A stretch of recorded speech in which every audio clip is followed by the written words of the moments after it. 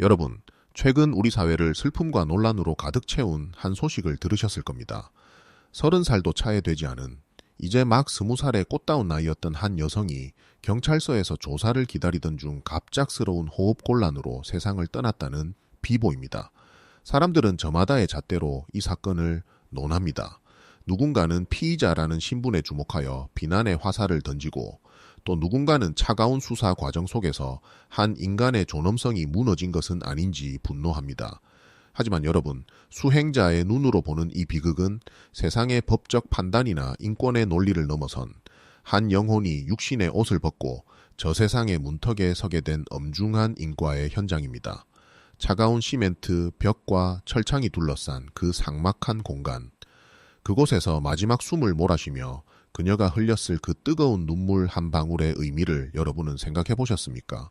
세상은 그녀를 피의자라는 차가운 단어로 부르지만 인과법칙의 거울 앞에서는 그저 자신의 업이라는 무거운 짐을 지고 생사윤회의 길을 걷던 가련한 한 중생일 뿐입니다.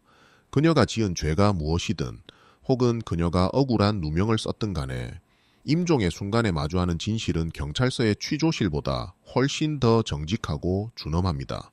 부처님께서는 우리에게 임종의 찰나가 다음 생을 결정하는 가장 중요한 관문이라고 가르치셨습니다. 사람들은 그녀가 고독하게 숨을 거두었다고 말하지만 영적인 차원에서 그녀는 결코 혼자가 아니었습니다. 제가 이전 법문에서도 말씀드렸던 임종의 비밀, 즉 우리 영혼이 육신을 떠날 때 나타나는 두 갈래의 빛이 그 차가운 유치장 안에서도 비치고 있었을 것입니다. 그녀가 살아생전 상처를 주었던 인연들이 있다면 그들의 영혼이 나타나 용서의 손길을 내밀었을 것이고, 그녀를 사지로 몰아넣었던 이들의 무의식적인 참회가 빛의 파동이 되어 그녀의 마지막 길을 비추었을 것입니다. 여러분, 우리는 너무 쉽게 타인의 삶을 재단하고 정죄합니다. 죄를 지었으니 저런 일을 당해도 싸다거나 세상이 잘못되어 억울하게 죽었다는 식의 분노는 우리 마음속에 아수라의 살기만을 더할 뿐입니다. 하지만 수행자는 그 비극 속에서 용서와 회원의 기회를 봅니다. 그녀의 죽음은 우리 사회에 던지는 무거운 화두입니다. 과연 우리는 한 인간의 죄 뒤에 숨겨진 깊은 고통과 업의 굴레를 단 한 번이라도 연민의 눈으로 바라본 적이 있는가 하는 물음 말입니다. 오늘 저는 여러분과 함께 경찰서라는 차가운 공간에서 꺼져간 그 20살 청춘의 마지막 눈물 속에 담긴 영적 진실에 대해 이야기하려 합니다. 세상의 법정은 끝났지만 이제 막 시작된 저 세상의 양심의 법정에서는 어떤 일이 벌어지고 있는지, 그리고 우리가 모르는 그 너머의 진실은 무엇인지에 대해 아주 무겁고도 간절한 이야기를 나누고자 합니다.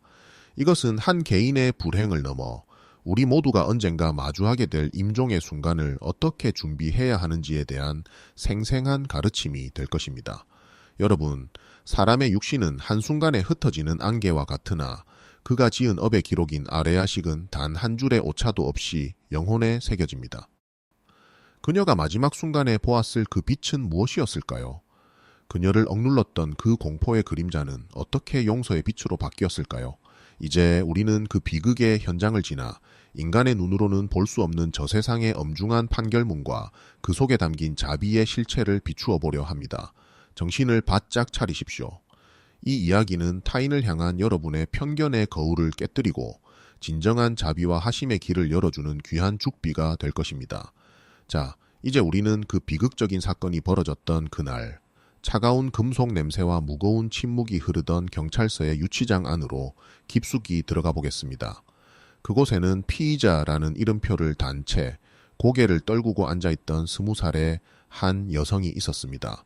그녀의 이름이 무엇인지, 그녀가 어떤 꿈을 꾸었는지는 이제 세상에 관심받기 되었습니다. 오직 그녀가 저질렀다고 의심받는 죄만이 벽에 붙은 공고문처럼 그녀의 존재를 대신하고 있었을 뿐입니다.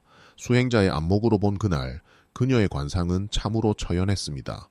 20살이면 한창 피어날 꽃봉오리와 같아야 할 나이건만 그녀의 임에는 이미 짙은 어둠의 그늘인 흑운이 내려앉아 있었습니다. 눈동자는 맑은 빛을 잃고 누렇게 충혈되어 있었는데, 이는 오랫동안 누군가에게 쫓기거나 심한 불안 속에서 살아온 영혼들에게 나타나는 전형적인 모습입니다. 영안으로 보았을 때 그녀의 어깨 위에는 차가운 서리 같은 원한의 기운이 서려 있었습니다.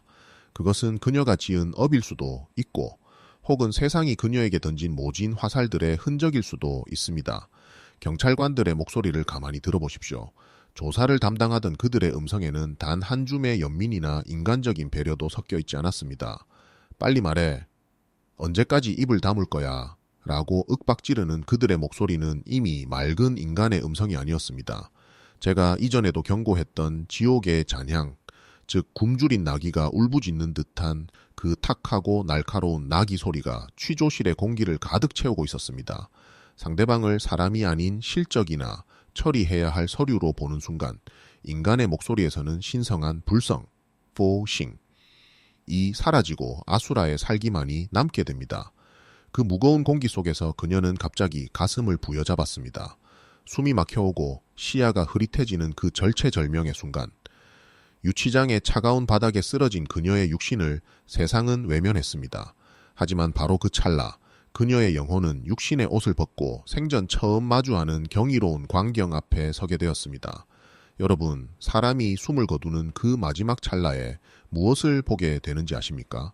그것은 세상의 법전에도 수사 기록에도 없는 우주의 가장 정직한 업경대입니다.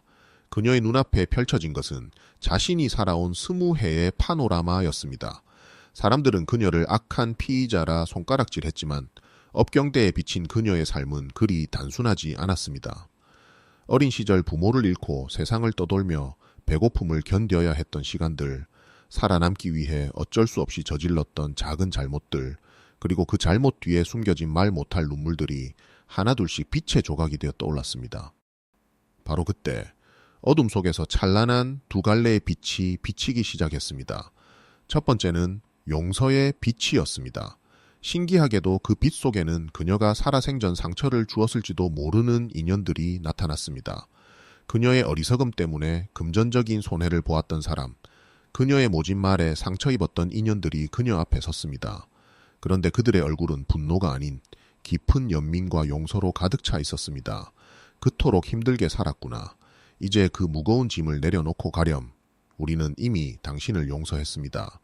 라는 보이지 않는 음성이 그녀의 맺힌 가슴을 어루만졌습니다. 이것이 바로 임종의 순간에 지장보살님께서 내리시는 해원, 지혜, 유엔의 은총입니다. 두 번째는 감사의 빛이었습니다. 이 빛은 그녀 자신조차 잊고 살았던 아주 사소하고 보잘것없는 선행들의 기록이었습니다. 길가에 버려진 고양이에게 빵 조각을 나누어 주었던 일, 무거운 짐을 든 할머니를 위해 엘리베이터 문을 잡아주었던 짧은 순간, 그리고 가슴 속으로만 품었던 타인을 향한 따뜻한 축복들이 모여 거대한 빛의 파도가 되어 그녀를 감싸 안았습니다.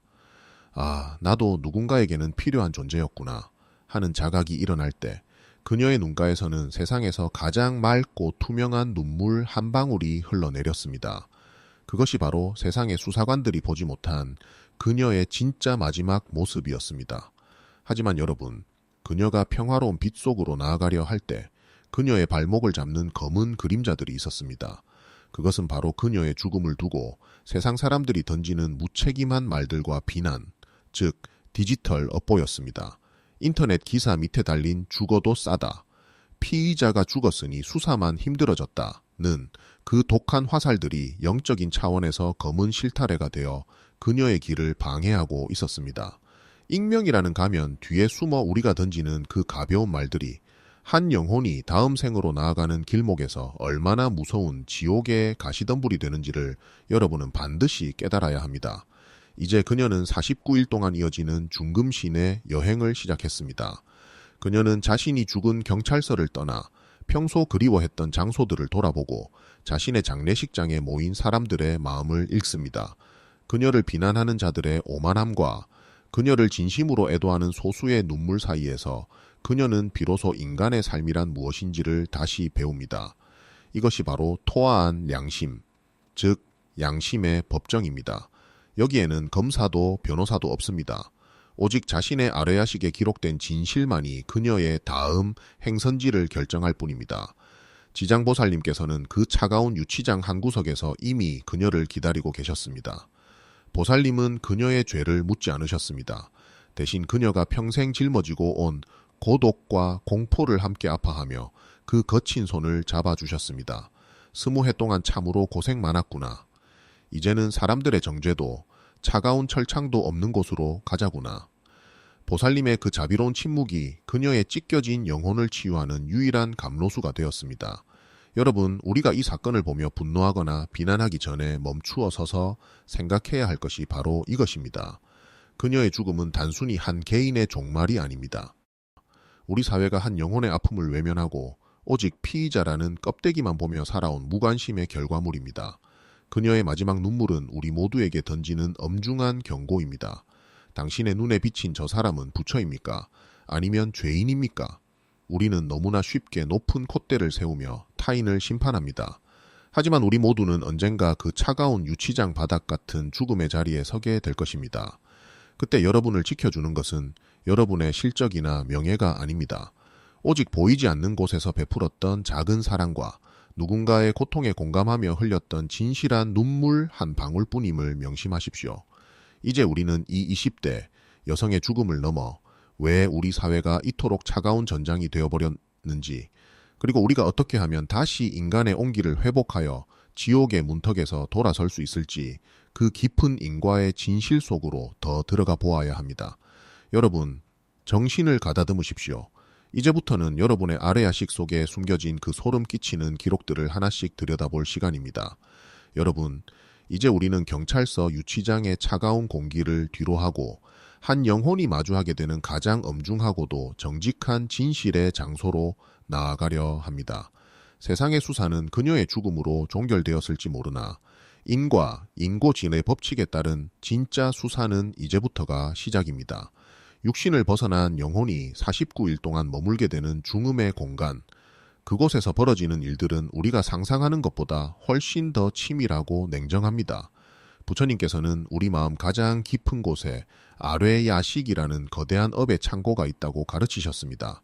이 창고는 결코 망각하지 않습니다.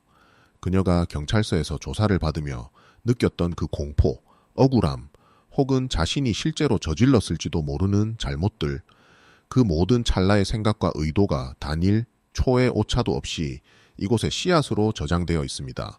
세상의 검사는 증거가 없으면 기소하지 못하지만 아뢰야식이라는 법정에서는 의도 그 자체가 가장 강력한 증거가 됩니다.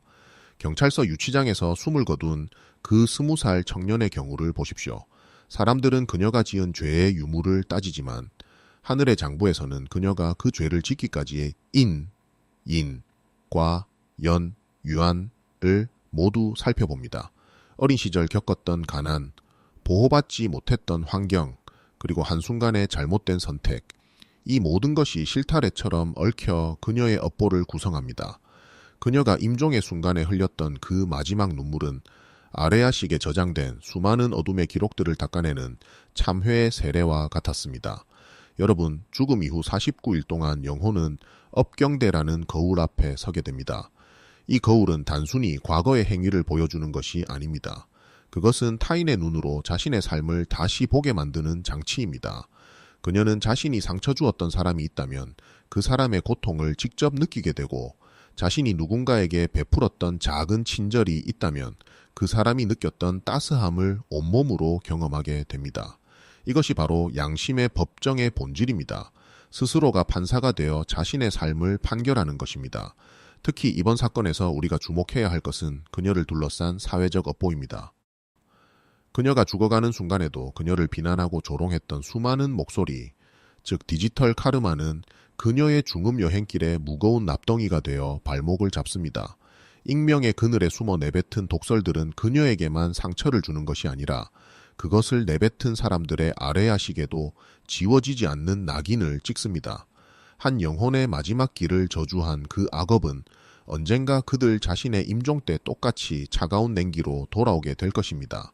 49일의 심판이 끝날 무렵 그녀의 행선지를 결정하는 것은 판사의 선고가 아니라 그녀 자신의 기운입니다. 아레아식에 맑은 씨앗이 많다면 그녀는 밝은 빛을 따라 다음 생의 정토로 나아갈 것이고, 원한과 공포의 씨앗이 가득하다면 그녀는 다시금 고통의 수레바퀴 속으로 빠져들게 됩니다. 하지만 여러분, 절망하지 마십시오. 지장보살님께서는 바로 이 49일의 기간 동안 단 한순간도 그녀의 곁을 떠나지 않으십니다. 보살님은 그녀의 영혼이 업경대 앞에서 자신의 허물을 보며 괴로워할 때 그 어깨를 다독이며 말씀하십니다. 두려워 말라. 네가 지은 어둠은 깊으나 네가 흘린 그 참회의 눈물 한 방울이 지옥의 불길을 끌 수 있는 힘이 있다. 지장보살님의 자비는 법의 심판보다 위에 있습니다. 보살님은 그녀가 스스로의 죄를 인정하고 용서의 마음을 가질 수 있도록 끊임없이 지혜의 빛을 비추어 주십니다. 여러분, 경찰서에서 숨진 이 여성의 사례는 우리 모두에게 던지는 거울입니다. 우리는 지금 이 순간에도 자신의 아래야식에 어떤 씨앗을 심고 있습니까? 타인을 향한 무분별한 심판과 비난입니까? 아니면 고통받는 중생을 향한 연민과 자비입니까? 그녀가 49일 동안 겪고 있을 그 치열한 양심의 법정은 사실 지금 이 순간 여러분의 마음속에서도 열리고 있습니다. 죽음은 끝이 아닙니다. 그것은 육신이라는 낡은 옷을 벗고 오직 자신이 지은 업이라는 성적표를 들고 우주의 교실로 들어가는 입학식과 같습니다. 20살의 꽃다운 나이에 차가운 바닥에서 생을 마감해야 했던 그녀의 영혼이 49일의 심판을 거쳐 부디 지장보살님의 연꽃 방석 위에 안착하기를 간절히 염원합니다. 그리고 남겨진 우리는 타인의 죽음을 구경거리로 삼는 악업에서 벗어나 진정한 하심, 기시야, 신의 길로 나아가야 할 것입니다. 인과응보는 참으로 냉혹하나 그 밑바닥에는 언제나 우리를 기다리는 거대한 자비의 바다가 있음을 잊지 마십시오. 이제 우리는 이 억울하고도 슬픈 영혼의 여행을 넘어 어떻게 하면 우리 사회의 편견을 씻어내고 평화로운 공존의 정토를 일굴 수 있을지 그 구원의 마지막 지혜를 찾아보려 합니다. 여러분, 지금까지 우리가 나눈 이야기들이 여러분의 가슴을 무겁게 짓눌렀을지도 모릅니다. 경찰서 유치장의 차가운 바닥, 그리고 49일 동안 벌어지는 치열한 양심의 가책들을 들으며 절망을 느끼는 분도 계실 것입니다. 하지만 부처님의 가르침은 우리를 겁주기 위함이 아니라 그 어둠 속에서 진정한 치유의 길을 찾기 위함입니다. 이제 우리는 이 비극적인 죽음 앞에서 우리가 가져야 할 마음가짐, 즉 하심의 지혜에 대해 이야기하려 합니다. 첫 번째로 우리는 낙인 찍는 마음을 내려놓아야 합니다. 세상은 그녀를 피의자라 부르며 손가락질했지만 우리 불자들은 그 껍데기 너머에 숨겨진 불성을 보아야 합니다. 겉모습이 죄인의 옷을 입고 있을지라도 그 내면에는 우리와 똑같이 행복해지고 싶고 사랑받고 싶어하는 고귀한 영혼이 살고 있습니다. 그녀가 지은 업이 무엇이든 그것은 그녀가 감당해야 할 몫이지만 우리가 그녀를 향해 던지는 비난의 화살은 결국 우리 자신의 영혼을 해치는 악업이 됩니다. 타인을 향한 콧대를 낮추고 나 또한 저 상황이었다면 어떠했을까? 라고 스스로를 돌아보는 것이 바로 하심의 시작입니다. 두 번째는 각자의 업보에 대한 존중입니다. 모든 영혼은 자신만의 무거운 숙제를 안고 이 세상에 옵니다. 이번에 생을 마감한 20살의 여성 또한 그녀가 풀어야 할 거대한 인과의 실타래가 있었을 것입니다. 우리가 그 실상을 다 알지 못한 채 함부로 정죄하는 것은 마치 남의 인생이라는 책을 단 한 페이지만 보고 결론을 내리는 오만함과 같습니다. 지장보살님께서 지옥의 문턱에서 눈물을 흘리시는 이유는 죄인들이 미워서가 아니라 그들이 스스로 만든 업의 굴레에 갇혀 괴로워하는 모습이 너무나 가슴 아프기 때문입니다. 우리도 보살님의 마음을 닮아 비난보다는 안타까움으로, 미움보다는 연민으로 그 영혼을 바라봐야 합니다. 세 번째는 용서와 자비의 실천입니다. 그녀가 임종의 순간에 보았을 그 용서의 빛은 단순히 환영이 아닙니다. 그것은 우리가 마음속으로 그녀를 용서하고 평온을 빌어줄 때 실제로 발생하는 영적인 에너지입니다. 지금 이 법문을 들으시는 여러분, 잠시 마음을 가라앉히고 그 차가운 곳에서 생을 마감한 그녀를 위해 따뜻한 기도를 보태주십시오. 부디 고통 없는 곳에서 편히 쉬소서. 당신의 어리석음은 지혜로 바뀌고 당신의 원하는 용서로 녹아내리소서. 여러분의 이 짧은 염원이 그녀의 49일 여행길의 맑은 등불이 되고 그녀의 발목을 잡는 검은 실타래를 끊어주는 날카로운 가위가 될 것입니다. 여러분, 치유는 상대방만을 위한 것이 아닙니다. 우리가 그녀를 향한 편견의 거울을 닦아낼 때 우리 자신의 아래야식에 쌓인 탁한 기운 또한 함께 맑아집니다. 타인의 죽음을 대하는 우리의 자세가 곧 우리의 인격이자 우리 자신의 미래입니다. 하심의 마음으로 고개를 숙일 때 우리는 비로소 지옥의 문에서 멀어질 수 있습니다.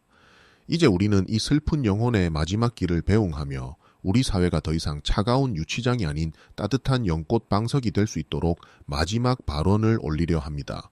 여러분, 마음의 손을 맞잡으십시오. 억울한 영혼이 극락왕생하는 그 찬란한 풍경이 이제 우리 눈앞에 펼쳐질 것입니다. 사랑하는 불자 여러분, 그리고 인연 다하 이 영상을 보고 계신 모든 분들께 묻고 싶습니다. 오늘 우리가 함께 나눈 20살 여성의 죽음과 그 이면에 숨겨진 인과의 진실이 여러분의 가슴 속에 어떤 파동을 일으켰습니까? 차가운 경찰서 유치장에서 꺼져간 한 생명을 보며 우리가 느껴야 할 것은 분노나 비난이 아닙니다. 그것은 우리 모두가 지닌 업의 무게에 대한 자각이며 동시에 모든 생명을 향한 무한한 연민입니다. 우리는 이제 깨달아야 합니다. 타인을 정죄하는 그 날카로운 시선이 결국 우리 자신의 영혼을 가두는 감옥이 된다는 사실을 말입니다. 오늘 이 본문을 들으시고 여러분의 마음속에 자리 잡았던 오만함과 편견의 낙인을 지워내십시오. 타인의 고통을 내 고통처럼 느끼고 누군가의 실수를 나의 어리석음처럼 감싸 안을 수 있는 그 하심, 엑시아 신, 이 마음으로 돌아갈 때 비로소 이 세상은 차가운 유치장이 아닌 평화로운 공존의 정토가 될 것입니다. 오늘 이 말씀이 여러분의 삶의 작은 깨달음과 위로의 씨앗이 되었다면 좋아요와 구독으로 그 따뜻한 인연을 이어가 주십시오. 여러분의 정성 어린 관심은 이 맑은 지혜의 말씀이 더 많은 갈등의 현장에 닿아 어둠 속에서 방황하는 수많은 영혼을 구제하는 찬란한 등불이 될 것입니다. 또한 오늘 본문을 들으며 느끼신 참회의 마음이나 우리 사회의 아픔을 함께 치유하기 위한 따뜻한 제안을 댓글로 자유롭게 남겨주십시오. 한 분 한 분의 소중한 고백이 모여 우리 모두가 함께 성장하고 치유받는 거룩한 법석이 될 것입니다. 저 또한 그 차가운 곳에서 세상을 등진 영혼의 안식과 이 영상을 보는 여러분 모두의 가정에 부처님의 자비로운 가호가 가득하시기를 매일 새벽 정성을 다해 기도하겠습니다. 긴 시간 동안 마음을 다해 경청해 주셔서 감사합니다. 이제 맑고 평온한 마음으로 곁에 있는 모든 인연을 부처님처럼 대하는 아름다운 하루가 되시길 바랍니다. 성불하십시오. 나무아미타불, 관세음보살,